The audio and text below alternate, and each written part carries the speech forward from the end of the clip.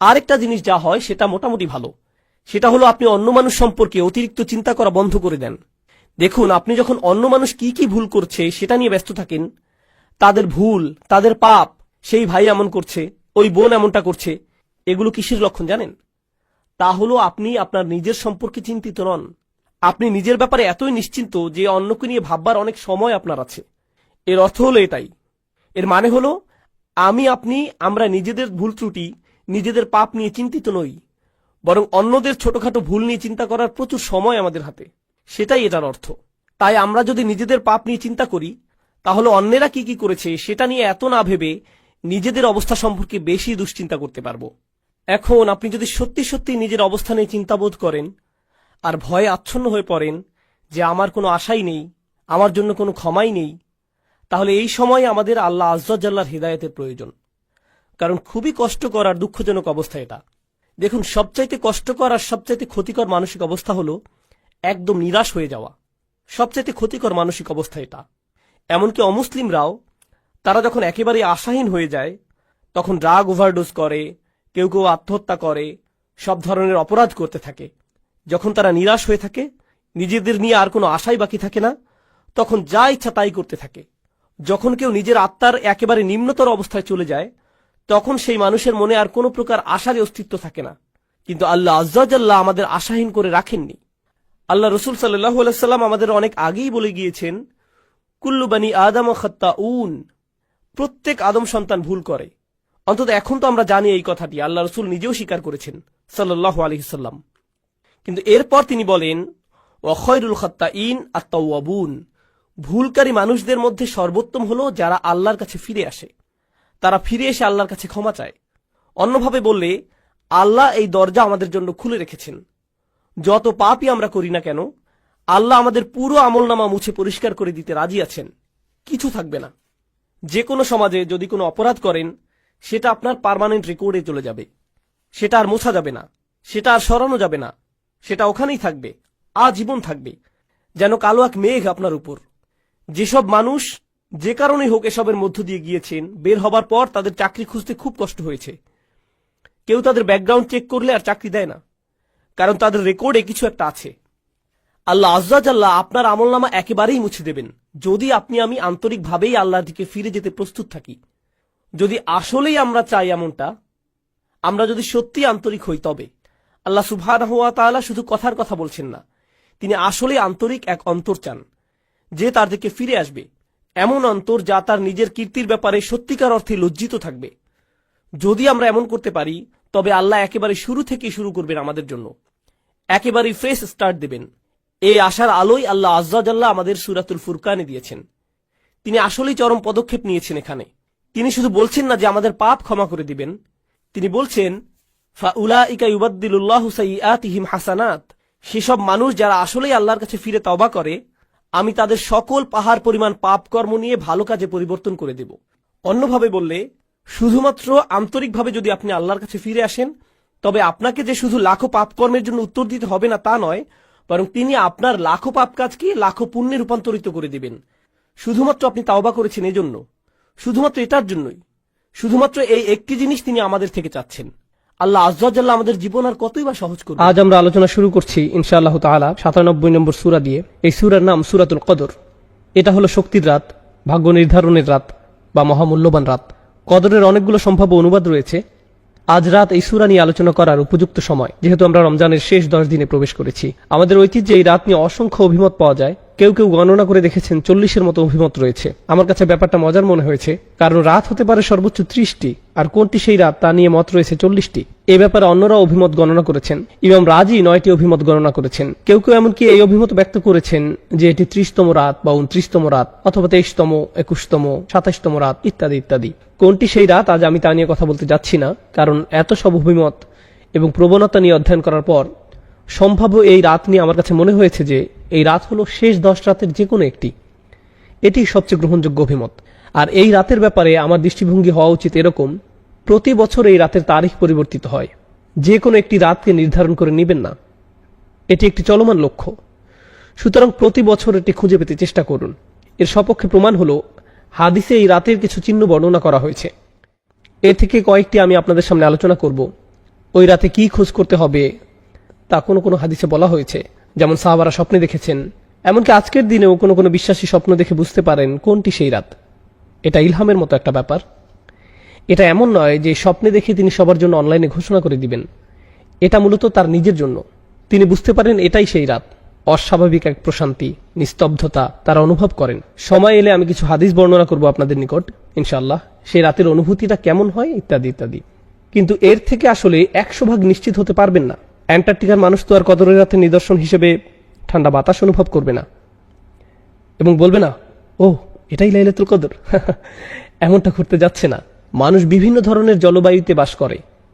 যেমন যেমন যেমন স্কটল্যান্ডে যারা বাস করে সেখানকার জলবায়ু প্রধানত মেঘাচ্ছন্ন।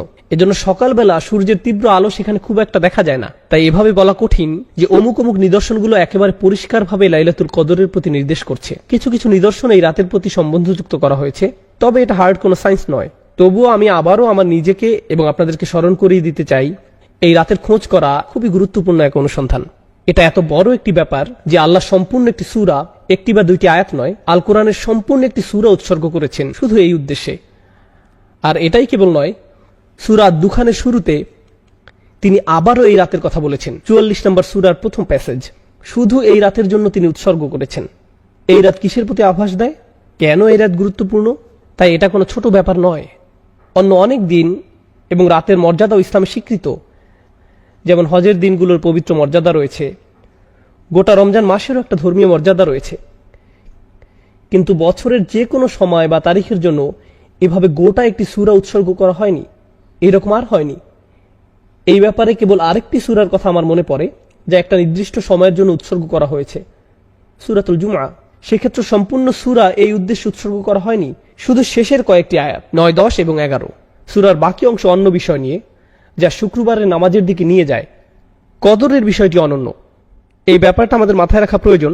আমরা যেহেতু এই রাতগুলো শুরু করতে যাচ্ছি, আমি দোয়া করি আল্লাহ আজ্জা ওয়া জাল্লা যেন আমাদেরকে সুযোগ, শক্তি, উৎসাহ, আন্তরিকতা, খাঁটি অশ্রু দান করেন, যার মাধ্যমে এই সময়ে আমরা আল্লাহর ক্ষমা লাভ করতে পারি। ওকে, তো আল্লাহ আজ্জা ওয়া জাল্লা শুরু করছেন এই বলে, ইন্না আনজালনাহু ফি লাইলাতুল কদর, নিশ্চয়ই আমি এটা নাজিল করেছি লাইলাতুল কদরে।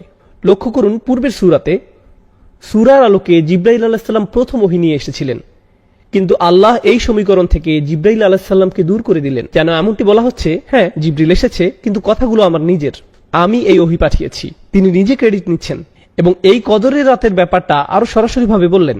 এভাবে বলেননি যে আমি আমার দূত জিবরিলকে তোমার নিকট পাঠিয়েছি, বরং বলেছেন নিশ্চয়ই আমি এটি নাজিল করেছি। এর মাঝে হু এর প্রতি লক্ষ্য করুন। ইন্না আনজালনাহু, কুরআন নাজিল করেছি বলার পরিবর্তে বলা হয় আমি এটি নাজিল করেছি। আরবি ব্যাকরণের ভাষায় এর নাম দমিরে সান। অন্য কথায় যখন বলেন এটি, তার মানে কিছু একটা যা মানুষ আগে থেকেই জানে। যেমন আপনাদের সাথে বাক্যালাপ করার সময় জিজ্ঞেস করলাম, আপনারা কি এটা দেখেছেন? হয় আপনাদের কোনো ধারণাই নেই আমি কি নিয়ে কথা বলছি, চোখ ঘুরিয়ে জিজ্ঞেস করলেন আমাদের কি দেখার কথা, অথবা দুজনেই ক্রিকেট ম্যাচ দেখেছিলেন কিংবা উভয় ফুটবল খেলা দেখেছিলেন। তাই আমি যখন জিজ্ঞেস করলাম ইয়েস দেখেছি, দারুণ হয়েছে, কেউ এখানে খেলা বা ম্যাচের কথা উল্লেখ করেনি। উভয় বলছে এটা, কারণ বিষয়টা আমাদের মাথায় আছে। যখন আল্লাহ বলছেন ইন্না আনজালনা হু, আমি এটা নাজিল করেছি, এর দ্বারা ইঙ্গিত করছে যে কোরআন অবতীর্ণ হওয়া কালে ব্যাপারটা সবার মাথায় ছিল। কোরআন তখন বিস্ময়কর এক ব্যাপার হয়ে দাঁড়িয়েছিল। যখন কেউ বলেছিল তুমি কি এটা শুনেছ, এমন কথা শুনলে মক্কার মানুষরা কোরআন ছাড়া আর অন্য কিছুর কথা ভাবতে পারে না। কবিতা, ছন্দ বা কোনো গল্পের কথা তাদের মাথায় আসতো না, এমনকি শত্রুদের মাথায়ও না। কোরআন গোটা শহরে ছড়িয়ে পড়েছিল। তাই আল্লাহ যখন বলছেন এটি, তখন বিশ্বাসী অবিশ্বাসী সবাই বুঝতে পেরেছিল এখানে এটি বলতে কোরআনকে বোঝানো হয়েছে। বিষয়টা কোরআনের আভিজাত্য এবং শক্তিমত্তার তারিফ করছে, যে কোরআনের নামও উল্লেখ করার প্রয়োজন পড়ছে না, মানুষ এমনিতেই বুঝতে পারছে কি নিয়ে কথা বলা হচ্ছে। তাহলে ধারণাটি এর মাঝে এসে গেছে, ইন্না আনজালনাহু, আমি এটা নাজিল করেছি। ইন্না আনজালনাহু এর ব্যাখ্যায় ইবনে আব্বাস রাদিয়াল্লাহু তাআলা আনহু থেকে আরেকটি আকর্ষণীয় মত পাওয়া যায়। মতটি হলো খুবই চমৎকার। আল্লাহ আজ্জা ওয়া জাল্লা সম্পূর্ণ কোরআন অবতীর্ণ করেন। আল্লাহ আজ্জা ওয়া জাল্লা সপ্তম আকাশ থেকে প্রথম আকাশে এক রাতে, এই কদরের রাতে, তারপর প্রথম আকাশ থেকে দীর্ঘ 23 বছরে অল্প অল্প করে রাসূলুল্লাহ সাল্লাল্লাহু আলাইহি সাল্লামের উপর অবতীর্ণ করা হয়। সুতরাং ওহী এসেছে দুই পর্যায়ে, ইনজাল অর্থাৎ সম্পূর্ণ ওহী অবতীর্ণ হয় সপ্তম আকাশ থেকে প্রথম আকাশে এক রাতে, এরপর 23 বছরে অল্প অল্প করে পৃথিবীতে নাজিল হয়। আর এই অভিমতটি ইবনে আব্বাস রাদিয়াল্লাহু তাআলা আনহুর উপর আরোপ করা হয়। স্কলাররা বিশ্বাস করেন তিনি এটা রাসূলুল্লাহ সাল্লাল্লাহু আলাইহি সাল্লামের কাছ থেকে শিখেছেন। এর কারণ হলো একজন সাহাবী হিসেবে ইবনে আব্বাস রাদিয়াল্লাহু তাআলা আনহুর পক্ষে সপ্তম বা প্রথম আকাশে কি হচ্ছে তা জানা সম্ভব নয়। এগুলো অদৃশ্য জগতের ব্যাপার। এই অদৃশ্য জগতের ব্যাপারে তার পক্ষে আত্মবিশ্বাসের সঙ্গে মন্তব্য করা একমাত্র তখনই সম্ভব যখন তিনি এগুলো রাসূলুল্লাহ সাল্লাল্লাহু আলাইহি সাল্লাম থেকে জেনে থাকবেন। অন্যথায় তিনি অদৃশ্য জগৎ সম্পর্কে এরকম মন্তব্য করার দুঃসাহস দেখাতেন না। অদৃশ্য জগৎ নিয়ে আত্মবিশ্বাসের সঙ্গে একমাত্র কথা বলতে পারেন রাসূলুল্লাহ সাল্লাল্লাহু আলাইহি সাল্লাম, যাকে অদৃশ্য জগৎ সম্পর্কে জানানো হয়েছিল। যদি কোনো সাহাবী অদৃশ্য জগৎ নিয়ে কথা বলেন, বিশেষ করে ইবনে আব্বাস রাদিয়াল্লাহু তাআলা আনহুর মতো জ্ঞানী সাহাবীর ক্ষেত্রে, তাহলে আমাদের বিশ্বাস যে তিনি সেটা রাসূলুল্লাহ সাল্লাল্লাহু আলাইহি সাল্লামের কাছ থেকে শিখেছেন। তিনি হয়তো সরাসরি রাসূল সাল্লাল্লাহু আলাইহি সাল্লামকে উদ্ধৃত করছেন না, বরং তার নিজের মতো করে বলেছেন। এজন্য এই ধরনের বর্ণনাকে বলা হয় মারফু, অর্থাৎ এই জ্ঞান রাসূল সাল্লাল্লাহু আলাইহি সাল্লামের কাছ থেকে অর্জন করা হয়েছে। এই সূরার প্রথম আয়াতটি কিভাবে ব্যাখ্যা করা হবে এই নিয়ে আরেকটি অভিমত পাওয়া যায়। এটাকে এমনভাবে ব্যাখ্যা করা যায়, আমি কদরের রাতে এটি পাঠানো শুরু করেছি, অর্থাৎ মহানবী সাল্লাল্লাহু আলাইহি সাল্লামের প্রতি কোরআন অবতীর্ণ হওয়া শুরু করে এই রাতে। কেউ কেউ যুক্তি দেখান এখানে হু আগের সূরা ইকরা বিইসমি রাব্বিকাল্লাযী, এটা হলো আল্লাযী খালাক, সেই ওহী আমি কদরের রাতে নাজিল করেছি। তাহলে এটি ওইটার প্রতি ইঙ্গিত করছে। এই সূরা অধ্যয়নকালে গুরুত্বহীন আরেকটি অভিমত পাওয়া গেছে। এটা আসলে তেমন কোনো বিষয় না, তারপরেও আমি একাডেমিক উদ্দেশ্যে তা উল্লেখ করছি। কেউ কেউ এই অভিমত ব্যক্ত করেছেন যে এই লাইলাতুল কদর রমজান মাসের প্রতি নির্দেশ করছে না, এটা শাবান মাসের মধ্যরাতের প্রতি নির্দেশ করছে। কারণ কয়েকটি বর্ণনা আয়েশা রাদিয়াল্লাহু তাআলা আনহার প্রতি আরোপ করা হয়, যেখানে তিনি শাবান মাসের ফজিলতের কথা উল্লেখ করেছেন, একে লাইলাতুল মুবারাকাও বলা হয়। তাই তারা এই অভিমত ব্যক্ত করেছেন যে সম্ভবত এটি রমজান মাসের কথা বলছে না, এটা শাবান মাসের মধ্যরাত সম্পর্কে বলছে। কিন্তু এই অভিমতটি সরাসরি বাতিল করে দেয়া হয়েছে। এর বহু কারণ আছে, আমি শুধু একটি কারণ বলছি। আল্লাহ সুস্পষ্টভাবে কুরআন সম্পর্কে বলেছেন, শাহরু রমাদান আল্লাযী উনজিলা ফীহিল কুরআন, রমজান মাস, এই মাসেই কুরআন অবতীর্ণ করা হয়েছে। রমজান মাসের প্রতিটি রাত কুরআন অবতীর্ণের মাসের অন্তর্গত। তাই আল্লাহ যেহেতু বলছেন আমি এটি লাইলাতুল কদরে অবতীর্ণ করেছি, সুতরাং লাইলাতুল কদর কেবল রমজান মাসেই হওয়া সম্ভব। এই দুইটি একে অপরের সাথে ওতপ্রোতভাবে জড়িয়ে আছে, একে অন্যভাবে দেখার অবকাশ নেই। এখন আমি কদর শব্দের অর্থ নিয়ে কিছু কথা শেয়ার করতে চাই। 3 ভাবে কদর শব্দের ব্যাখ্যা করা যায় বা চিন্তা করা যায়। 3 ভাবে কদর শব্দের ব্যাখ্যা করা যায়। এই বিশ্লেষণ আমাদেরকে সূরার কাঠামো এবং এর অর্থ বুঝতে সাহায্য করবে ইনশাআল্লাহ তাআলা। আরবিতে কদর শব্দের একটি অর্থ হলো নিরূপণ করা, কিয়াস করা, কোনো কিছুর সীমা নির্ধারণ করে দেয়া। তাকদীর বলতে কোনো কিছুর চৌহদ্দি ঠিক করে দেয়া বোঝায়। কুরআনের অন্যত্র এসেছে কদ্দারনাহু মানাজিলা, আমরা চাঁদের জন্য বিভিন্ন পর্যায় নিরূপণ করে দিয়েছি। সুতরাং একভাবে এটাকে ব্যাখ্যা করা হয়েছে এভাবে যে সূরা দুখানের সাথে মিলে যায়, একটু পরে সেটা নিয়ে আলোচনা করব।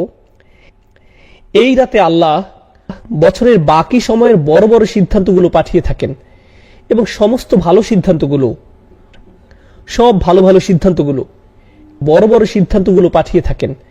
কে কি অর্জন করবে, কে কোন ধরনের সুখ সমৃদ্ধি লাভ করবে, কোন কোন বাচ্চা জন্মগ্রহণ করবে, কোন কোন বিবাহ সংঘটিত হবে, কোন কোন ভালো বা খারাপ ঘটনা ঘটবে, কে কে ইসলাম গ্রহণ করবে, কে শান্তিতে মারা যাবে, যাই হোক না কেন, এই সমস্ত সিদ্ধান্তগুলো আল্লাহর সবই জানেন।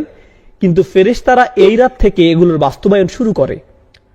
সরকারের যেমন বাজেট থাকে এবং সেই বাজেটের বাস্তবায়ন থাকে, এটা সেই রাত, এটা সেই রাত, এটা সেই রাত যে রাতে আল্লাহর সিদ্ধান্তগুলো পাঠানো হয় এবং ফেরেশতাদের মাধ্যমে এগুলোর বাস্তবায়ন করা শুরু হয়। এটা হলো লাইলাতুল কদরের একটি অর্থ। এর আলোকে আমি সূরাতুদ দুখান থেকে কয়েকটি আয়াত পড়ছি। হামিম ওয়াল কিতাবিল মুবিন, হামিম সুস্পষ্ট কিতাবের কসম, ইন্না আনসালনাহু ফি লাইলাতিন মুবারাকাহ, আমি একে অবতীর্ণ করেছি এক বরকতময় রাতে। এমন রাত যে রাতে কল্যাণের শুধু বৃদ্ধিই ঘটে, আপনার প্রত্যাশার চেয়েও বেশি কল্যাণের প্রকাশ ঘটতে থাকে। এই শব্দটি মাথায় রাখুন। মুবারাকা মানে এমন কিছু যাকে বহুগুণে বৃদ্ধি পাওয়ার ক্ষমতা দেয়া হয়েছে। মুবারাকের অর্থ এটাই, এমন কিছু যা বর্তমান থাকে এবং বহুগুণে বৃদ্ধি পায়। এই ধারণার কাছে আমরা আবার ফিরে আসবো সূরা কদর শিখতে থাকা অবস্থায়। এই বহুগুণে বৃদ্ধি পাওয়াটা দেখতে পাবো, আর সেটা হবে মুবারাকার তাফসীর। কেন এই রাতে সওয়াব বহুগুণে বৃদ্ধি পায়? ইন্না কুন্না মুনজিরিন, নিশ্চয়ই আমি সতর্ককারী। ফিহা ইউফরাকু কুল্লু আমরিন হাকিম, সেই রাতে প্রত্যেক প্রজ্ঞাপূর্ণ সিদ্ধান্ত আলাদা করা হয় এবং বিতরণ করা হয়। আল্লাহ বলছেন এই রাত সিদ্ধান্ত নেয়ার রাত। কদর মানে ভাগ্য, সীমা এবং সে সিদ্ধান্তগুলো এখন আল্লাহ আজ্জা ওয়া জাল্লা কর্তৃক জারি করা হয়েছে। আমরিম মিন ইনদিনা, আমার আদেশক্রমে, ইন্না কুন্না মুরসিলিন, আমি প্রেরণ করি, রহমাতাম মির রব্বিক ইন্নাহু হুয়া সামিউল আলিম। অর্থাৎ এই সমস্ত আদেশ আল্লাহর দয়া এবং ভালোবাসার বহিঃপ্রকাশ। এইগুলো আল্লাহর কাছ থেকে ভালোবাসাপূর্ণ আদেশ। এই রাতে যে সিদ্ধান্তগুলো আসে সেগুলো ধ্বংসের সিদ্ধান্ত নয়, দুর্যোগ বা এরকম কিছু নয়। সিদ্ধান্তগুলো আল্লাহর পক্ষ থেকে দয়া, ভালোবাসা এবং স্নেহের প্রকাশ। এই অংশটা গুরুত্বপূর্ণ। ইন্নাহু হুয়া সামিউল আলিম, তিনি সর্বশ্রোতা এবং সর্বজ্ঞানী। আপনার অন্তরে কি হচ্ছে, কি দোয়া করছেন, বিশেষ করে এই রাতে আল্লাহ তার সবকিছুই শুনছেন। সূরাতুদ দুখানের এই আয়াতগুলোতে তিনি এটাই বলছেন। আমাদের মনে এই সম্পর্কে কোনো দ্বিধা থাকা যাবে না। রব্বিস সামাওয়াতি ওয়াল আরদ ওয়া মা বাইনাহুমা ইন কুনতুম মুকিনিন, যিনি আসমানসমূহ, জমিন এবং এ দুয়ের মধ্যবর্তী সবকিছুর রব, যদি তোমরা দৃঢ় বিশ্বাস পোষণকারী হও। কদরের দ্বিতীয় অর্থ হল মানাজিল বা শারাফ, আভিজাত্য, সম্মান। এই রাত্রি ব্যাপক সম্মানের। কেন? ব্যাপারটাকে এভাবে ভাবতে পারেন, সবচেয়ে সম্মানিত ফেরেশতা জিবরাইল আলাইহিস সালামের আগমন ঘটে এই রাতে। তিনি আল্লাহর সবচেয়ে সম্মানিত বই কুরআন নিয়ে আগমন করেছিলেন, আর তিনি সবচেয়ে সম্মানিত রাসূলকে এটি প্রদান করেন সবচেয়ে সম্মানিত রাতে। অতএব এই সবগুলো সম্মান এবং গৌরব এসে একত্রিত হয় লাইলাতুল কদরে। মনে হয় যেন প্রথম আয়াতটি ইন্না আনজালনাহু ফি লাইলাতুল কদর বর্ণনা করছে যে কেন এই রাত্রি এত সম্মানের এবং এত গৌরবের। এখন পর্যন্ত আমি ভাগ্য এবং সম্মান অর্থের ব্যাখ্যা করেছি। কদর বা কুদরতের আরেকটি অর্থ হলো ক্ষমতা। সুতরাং এই রাতে আমাদের আল্লাহর ক্ষমতার উপর পরিপূর্ণ বিশ্বাস থাকা উচিত যে তিনি সবকিছু পরিবর্তনের ক্ষমতা রাখেন। আমাদের ভাগ্য পরিবর্তনের ক্ষমতা রাখেন, আমাদের আচরণ পরিবর্তনের ক্ষমতা রাখেন, বিভিন্ন কার্যাবলী সম্পাদনের ক্ষমতা দান করেন। কারণ এই রাতকে আল্লাহ বরকতময় করেছেন অস্বাভাবিক শক্তি দিয়ে। এই রাতটি আল্লাহর অলৌকিক ক্ষমতা প্রকাশের রাত। মানব জাতিকে শুরু থেকে বিস্ময়কর সকল মিরাকল প্রদান করার পর আল কোরআন প্রদান করা হয় এই রাতে, আল্লাহর সবচেয়ে শক্তিশালী কালাম। তাই আমাদের আরো বিশ্বাস থাকা উচিত আল্লাহ যে অলৌকিকভাবে আমাদের দোয়ার জবাব প্রদান করেন অন্য যে কোনো রাতের চেয়ে। আরো একটি বিরল অভিমত আমি পেয়েছি, খুবই ইন্টারেস্টিং, আর তা হলো কদর দ্বারা ভিড় করা বোঝায় বা কোনো কিছু যখন সংকুচিত হয়ে পড়ে। এই অর্থটা আমরা সূরাতুল ফজরেও দেখেছি, ওয়া আম্মা ইযা মাবতালাহু ফাকাদার আলাইহি রিজকাহ, এবং যখন তাকে পরীক্ষা করা হয় অথবা রিজিক সংকুচিত করে দেন। এখানে কদ এর পরিবর্তে কদর ব্যবহার করা হয়েছে। তাই কেউ কেউ বলছেন এই রাতে এত বেশি ফেরেশতার আগমন ঘটে যে এ ব্যাপারে একটা হাদিসও আছে, কিভাবে ফেরেশতারা পৃথিবীর মোট বালুকণার চেয়েও বেশি পরিমাণে এই রাতে অবতরণ করেন।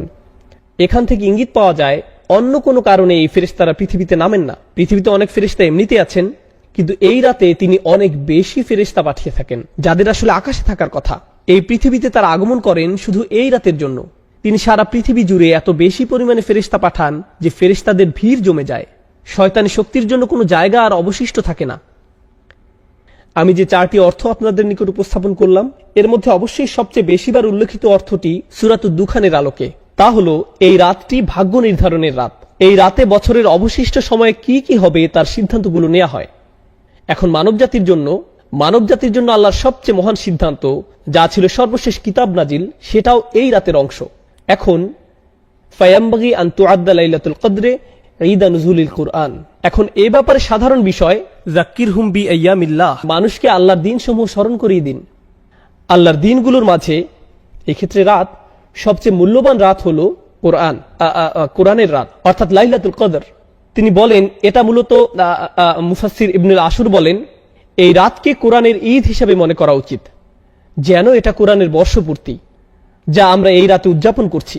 এখন ওমা আদরাকা মা লাইলাতুল কদর, শবে কদর সম্বন্ধে আপনি কি জানেন? ক্ষমতা প্রদর্শনের রাত, ভাগ্যের রাত, সিদ্ধান্ত গ্রহণের রাত। এই রাতটি সম্পর্কে আপনি কি জানেন? কোন বিষয়টি এই রাতের মূল্য বুঝতে সাহায্য করবে? এই প্রশ্ন করার মাধ্যমে আল্লাহ বলছেন আমি এখন আপনাকে বলতে যাচ্ছি লাইলাতুল কদরের প্রধান কোন বিষয়টি আপনার জেনে রাখা উচিত, যে মূল ব্যাপারটি আপনার আত্মস্থ করা দরকার, যেন তোমরা এই রাতের মূল্য দিতে পারো, যেন এমন কারো মতো না হয়ে পড়ো যে এই রাতের সুযোগ কাজে লাগায় না। আলোচনা চালিয়ে যাওয়ার পূর্বে একটা কথা বলতে চাই, কোনটি সেই রাত আমরা সেটা জানি না। এর পিছনে কিছু বিজ্ঞতা আপনাদের সাথে শেয়ার করতে চাই, যা বিশেষ করে ইমাম রাজি এবং অন্যান্যরা বলেছেন। আল্লাহ কেন আমাদেরকে রাত্রি নির্দিষ্ট করে জানালেন না? এমন একটি বর্ণনাও আছে যে রাসূল সাল্লাল্লাহু আলাইহি সাল্লাম রাত্রির কথা মনে করলেন, কিন্তু এরপর তাকে ভুলিয়ে দেওয়া হয়। ইমাম রাজি ব্যাপারটাকে রাসূল সাল্লাল্লাহু আলাইহি সাল্লামের জীবনের আরেকটি ঘটনার সাথে তুলনা করেন। এক ব্যক্তি ঘুমাচ্ছিল। রাসূল সাল্লাল্লাহু আলাইহি সাল্লাম আলী রাদিয়াল্লাহু তাআলা আনহুকে বললেন লোকটিকে নামাজ পড়ার জন্য জাগিয়ে দিতে। তো আলী রাদিয়াল্লাহু তাআলা আনহু লোকটির কাছে গিয়ে তাকে নামাজের জন্য জাগিয়ে দিলেন। আলী তখন জিজ্ঞেস করলেন, সাধারণত আপনি নিজেই এই ধরনের কাজ করতে পছন্দ করেন, আপনি আমাকে কেন করতে বললেন?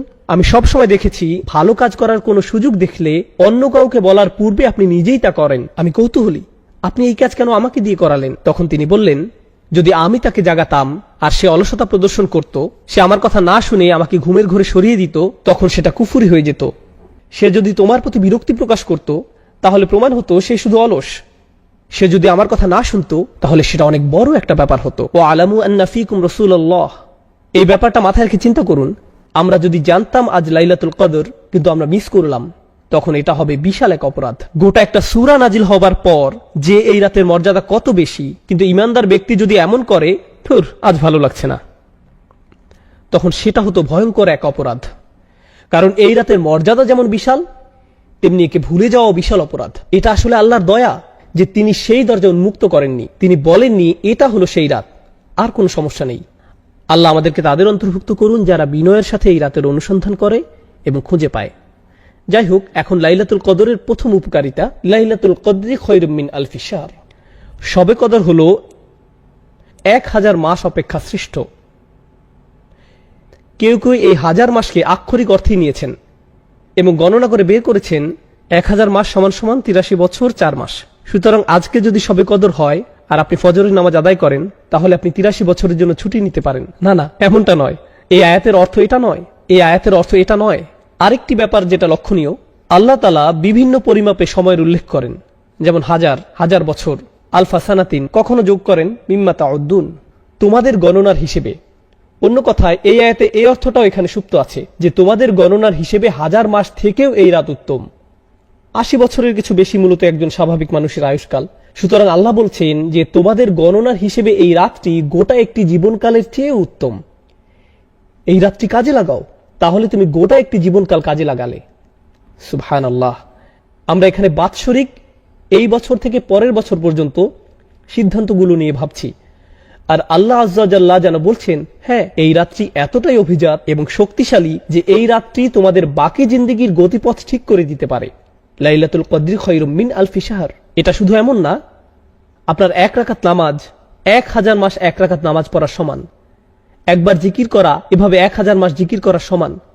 যদিও এই ব্যাপারটা খুবই চমৎকার, এই আয়াত আরো যে ব্যাপক অর্থ প্রকাশ করে তা হলো এই একটি রাত একটি সম্পূর্ণ জীবনকাল থেকেও শ্রেষ্ঠ।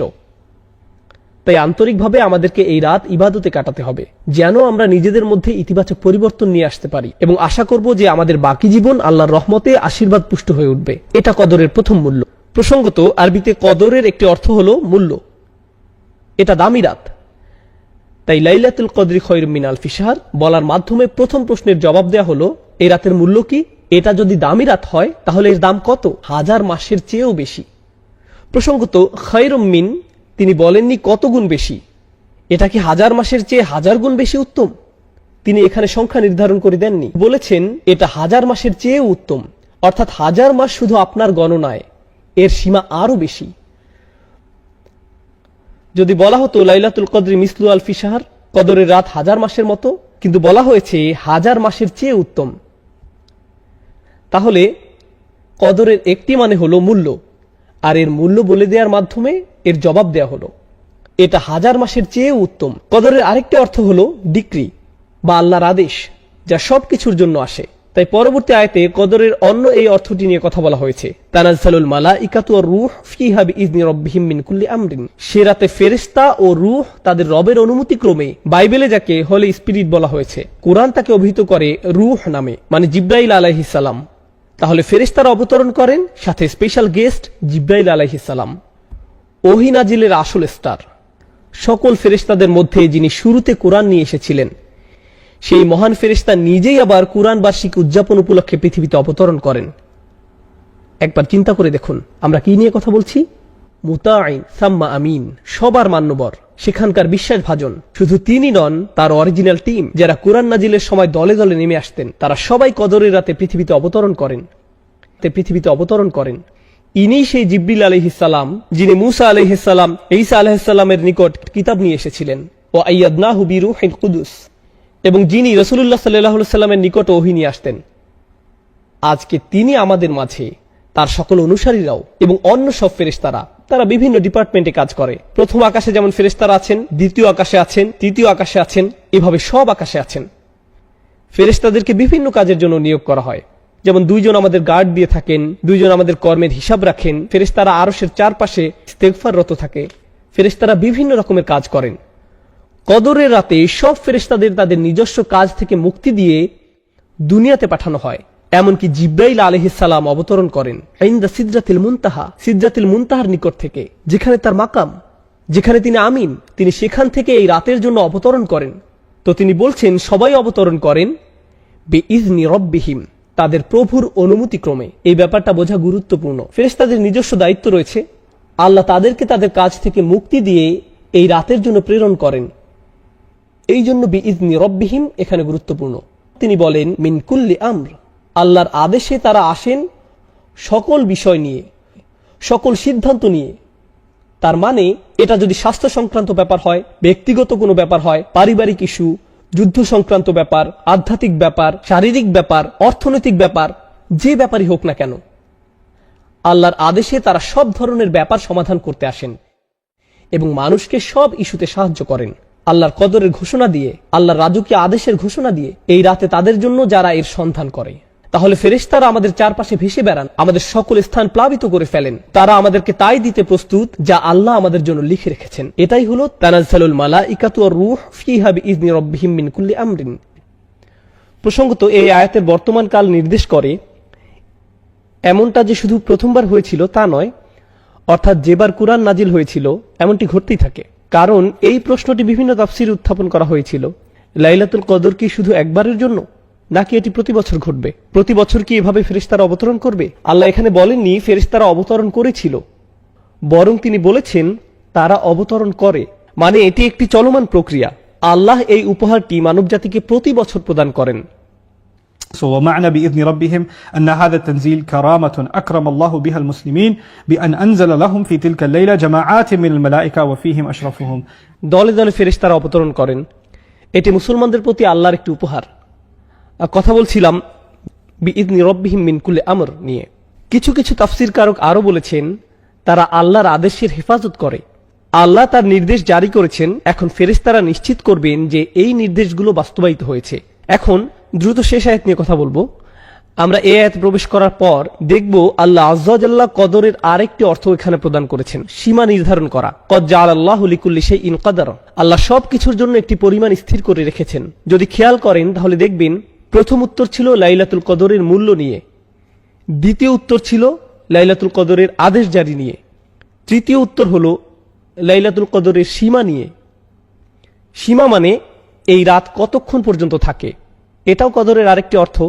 আমাকে এমনকি আপনাদের নিকট এই সূরার গঠন বিন্যাস উপস্থাপন করতে হবে না। এই প্রশ্ন করার পর প্রতিটি আয়াত কদর সম্পর্কে, ইন্না আনজালনাহু ফি লাইলাতুল কদর ওয়া মা আদরাকা মা লাইলাতুল কদর, প্রতিটি আয়াত অনন্য কিছু তথ্য দিচ্ছে। আবারও বলছি, একটি আয়াতের মূল্য নিয়ে যা 1000 মাসের চেয়ে উত্তম, একটি আয়াত ভাগ্য নির্ধারণ নিয়ে, এটাও কদরের অর্থ, আরেকটি আয়াত সীমা নিয়ে। আর সীমা নিয়ে এই আয়াতটি আমার নিকট খুবই মনোমুগ্ধকর, সালামুন হিয়া হাত্তা মাতলা আইল ফাজর। আমি শুরু করব এই অনন্য বৈশিষ্ট্য নিয়ে। মাতলা অর্থ ফজরের উদয়, একেবারে ভোরের সময় নয়। ফজরের উদয় মানে সূর্য ইতোমধ্যে উদয় হয়ে যাচ্ছে। অন্য কথায় আল্লাহ এত দয়ালু, এতই মহান এবং এই রাতে এতই উদার যে জানেন তো আমাদের সাহরির সময় শেষ হয়ে যায় অন্ধকার থাকতেই, যখন দ্বিতীয় ফজরের আগমন ঘটে। লাইলাতুল কদরের ক্ষেত্রে কিন্তু লাইলাতুল কদরের ক্ষেত্রে এই নিয়ম নয়। লাইলাতুল কদর আলো দেখা পর্যন্ত চলতে থাকে। তিনি এর সময় বাড়িয়ে দিয়েছেন, তিনি এর মূল্য বাড়িয়ে দিয়েছেন, মাতলা আইল ফাজর। তাহলে এর সীমা অন্য কোনো রাতের মতো নয়। আল্লাহ ভোরবেলার সময়টাকেও রাতের অংশ হিসেবে গণনা করছেন। এটা লাইলাতুল কদরের অনুপম একটি উপহার যে আল্লাহ আযজা ওয়া জাল্লা এর সময়সীমাকে আমাদের জন্য বৃদ্ধি করেছেন। এখানে বলছেন সালামুন হিয়া। আপনারা যারা আরবির সাথে কিছুটা পরিচিত তারা জানেন যে সাধারণ নিয়মে হওয়ার কথা হিয়া সালামুন, মুবতাদা এবং খবর হিয়া সালামুন, কিন্তু তিনি এই ক্রম উল্টো করে বললেন সালামুন হিয়া। এর ফলে যা হয়, والسلام مصدر أو اسم مصدر معناه السلامة। এর ফলে তিনি এক ধরনের ইখতিসাস তৈরি করলেন। এই রাতের মতো কোনো শান্তি নেই, কোনো রাত এমন নেই যার এই রাতের মতো শান্তি আছে। এটাই সালামুন হিয়া। কোনো রাতের শান্তি এই রাতের মতো নয়, কোনো রাতের শান্তি এই রাতের মতো নয়। একটা কথা মনে পড়েছে, আমি আবার সালামুন হিয়ার আলোচনায় ফিরে আসব। আমাদের সালাফদের কাছে মজার কিছু ব্যাখ্যা পাওয়া গেছে। অন্যরা হাস্যকর ভেবে এগুলো পুরোপুরি বাতিল করে দিয়েছেন, কিন্তু আমি ভাবলাম অভিমতগুলো বেশ মজার, তাই আপনাদের সাথে শেয়ার করছি।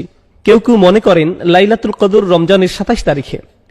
তারা গণনা করলেন ইন্না প্রথম শব্দ, আনজালনাহু দ্বিতীয় শব্দ, ফি তৃতীয় শব্দ, যখন আসলো হিয়া মানে এটা, এই হিয়া 27 নম্বর শব্দ। তাই তারা বললেন ও কদরের রাত তো পেয়ে গেলাম। এভাবে 27তম রাতের উৎপত্তি। কিছু কিছু মানুষ এই একভাবে 27তম রাতের ধারণা বের করেছেন। অন্য আরেকটি নিয়ম আছে মজার, কেউ কেউ এটাকে ইবনে আব্বাস রাদিয়াল্লাহু তাআলা আনহুর প্রতি আরোপ করেন, কিন্তু আমি অতটা নিশ্চিত নই। লাইলাতুল কদর, লাইলাতুল কদর এই শব্দদ্বয় 9টি অক্ষর দিয়ে গঠিত। এই শব্দগুলোতে 9টি অক্ষর রয়েছে, আর এটা 3 বার এসেছে। ইন্না আনজালনাহু ফি লাইলাতুল কদর ওয়া মা আদরাকা মা লাইলাতুল কদর লাইলাতুল কদরি খায়রুম মিন আলফি শাহর। 9 কে 3 দিয়ে গুণ করলে 27 পাওয়া যায়। এই তো পেয়ে গেলাম 27তম রাত, ঝামেলা শেষ। এগুলো সবই হাস্যকর, এর সাথে কোনো কিছুর কোনো সম্পর্ক নেই, কিন্তু ভাবলাম এগুলো উল্লেখ করি। হিয়ার আলোচনায় পৌঁছার পর মনে হলো ও কদরের রাত তো পেয়ে গেছি, কদরের রাত তো পেয়ে গেছি। চলুন সালাম শব্দটি বোঝার চেষ্টা করি, কারণ সমগ্র সূরায় এই শব্দটি বেশ গুরুগম্ভীর। এক দৃষ্টিতে বললে 2টি শব্দ এই সূরায় বেশ প্রভাব বিস্তার করেছে।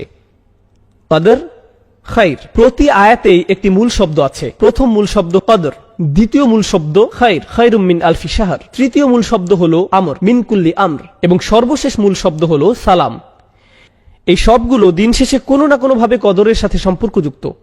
প্রথমে কদর নিজে উত্তম, এরপর আল্লাহর আদেশসমূহ, নির্ধারিত ভাগ্য, এবং সবশেষে শান্তি। সালাম আমাদের জানাচ্ছে এই রাতে যত কিছু ঘটে তার কোনোটাই ধ্বংসের জন্য নয়, শাস্তির জন্য নয়, কোনো কিছু মৃত্যুর জন্য নয়। সকল আয়োজন মানুষকে শান্তি, নিরাপত্তা, আরাম ইত্যাদি দেওয়ার জন্য। কুরআনে সালাম শব্দটির ব্যবহার জানা গুরুত্বপূর্ণ। এটি আল্লাহর একটি নাম, আল মুহাইমিন, কুদ্দুসুস সালামুল মুমিনুল মুহাইমিন। তো সালাম হলো আল্লাহ আজ্জা ওয়া জাল্লার একটি নাম। একইভাবে জান্নাতকে বলা হয় দারুস সালাম। জান্নাতের একটি নাম হলো শান্তির নিবাস। তাহলে এটা আল্লাহর একটি নাম, এটা জান্নাতের একটি নাম, দারুস সালাম। ফুসিলাস সালাম বিল খাইর। আবার কোনো কিছু যখন ভয়ানক অনিরাপদ, যেমন আগুন, এর থেকে সকল বিপদ দূর করা দরকার। যেমন ইব্রাহিম আলাইহিস সালামের ক্ষেত্রে কুনি বারদান ওয়া সালামান, তুমি ইব্রাহিমের উপর শীতল ও শান্তিদায়ক হয়ে যাও, শান্তিপূর্ণ হয়ে যাও। এই আয়াতে ভাষার ব্যবহারে উল্লেখযোগ্য সূক্ষ্মতা রয়েছে। শুধু যে সালামুন প্রথম এসেছে এবং হিয়া পরে এসেছে তাই নয়, অন্য আরেকটি ব্যাপারও এখানে দারুণ সুন্দর। আর তা হল আরবিতে সালাম শব্দটি মাসদার, এটি একটি ইনফিনিটিভ, পিস, এর ইংরেজি প্রতিশব্দ পিস। এখন রাত কিন্তু শান্তি নয়, রাত হলো শান্তিপূর্ণ। রাত নিজে শান্তি নয়, বরং রাত হতে পারে শান্তিপূর্ণ। আল্লাহ বলেননি রাত শান্তিপূর্ণ, তিনি বলেছেন রাত নিজেই শান্তি। যেন এখানে বলা হচ্ছে রাতটি শুধু যে শান্তিপূর্ণ তাই নয়, বরং আসলে তুমি যদি এই রাতের সুযোগ নিতে পারো তাহলে তুমি শান্তি অর্জন করে ফেলেছ। তোমার অবশিষ্ট জীবনের জন্য তুমি চূড়ান্ত শান্তির সন্ধান পেয়েছ। তুমি যদি এই রাত না পেয়ে থাকো তাহলে শান্তি কাকে বলে তুমি সেটা জানোই না। এখানে এমনি একটি বিবৃতি, মুবালাগা বিবৃতি দেয়া হয়েছে, সালামুন হিয়া হাত্তা মাতলাইল ফজর। একইভাবে সালামকে এখানে আদেশ হিসেবে বিবেচনা করা যায়। যেমন উদাহরণস্বরূপ আমরা বলি চুপ, চুপ থাকো বলার পরিবর্তে চুপ থাকো একটি আদেশ, কিন্তু শিক্ষক এটাও বলতে পারেন সাইলেন্স, অথবা একজন বিচারক বলতে পারেন অর্ডার। তিনি বলেন না শৃঙ্খলা বজায় রাখো, তিনি শুধু বলেন অর্ডার। সুতরাং কখনো কখনো আদেশ দিতে নাউন ব্যবহার করা হয়। এই অর্থ মাথায় রেখে সালামুন হিয়া পড়লে সালামুন হিয়া হাত্তা মাতলাইল ফজর, এর অর্থ হয় তোমরা ভালো চাইলে শান্তি বজায় রাখো, এই রাতে কোনো মারামারি নয়, তর্ক বিতর্ক নয়।